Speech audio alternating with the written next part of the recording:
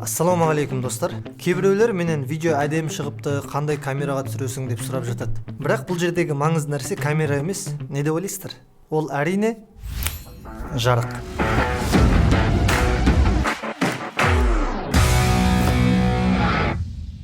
Бәрібір сенбеймін дейтіндерге міне Sony A7 3-ке түсірілген видео, ал бұл Canon 600-ға түсірілген видео.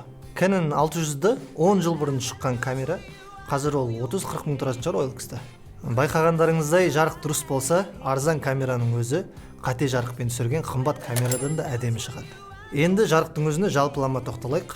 Осындай жарыққа ақшам жоқ дейтіндер үшін айтарым, негізі табиғи жарықтың өзі жақсы. Күн мен терезенің жарығын дұрыстап пайдалансаңыздар, әрине әдемі видео шығара аласыздар. Кейде байқаймын, кісілер осындай қателіктер жіберіп жатады. Терезеге адам теріс тұрған кезде бізге негізі керек нәрсе адамның беті қараңғы болып қалады. Оны жарықтандыру үшін терезеге 45 градус бұрышпен тұрсаңыз, меніңше ең жақсы нұсқа осы.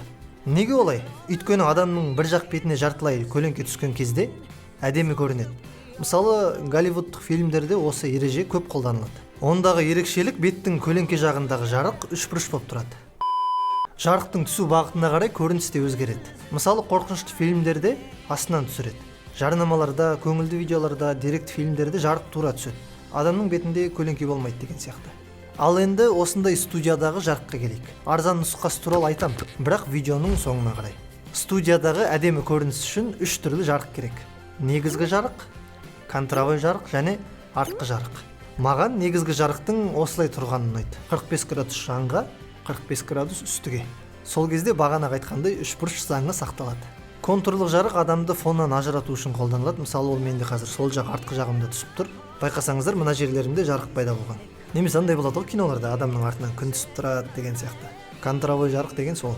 Ал артқы жарыққа келетін болсақ, ол видеоға әдемілік, көңіл күй беру үшін қойылады. Артқы жарық дұрыс болу үшін оны қойған кезде оның жарықтау жағын маған түсіп тұрған негізгі жарыққа қарама-қарсы жаққа қойса, әдемірек болатын сияқты, яғни кадрдағы жарықты толықтыру үшін. Тағы да бір нәрсе, артқы жарық маған түскен негізгі жарықтан қарағанда әлсіздеу болу керек. Акцент маған түсу үшін.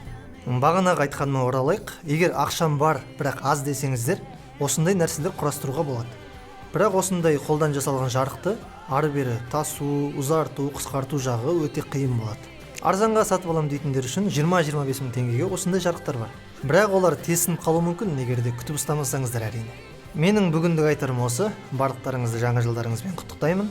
Ауырмаңыздар, мұңаймаңыздар, осындай әдемі, көңілді болып жүре беріңіздер. Көріскенше.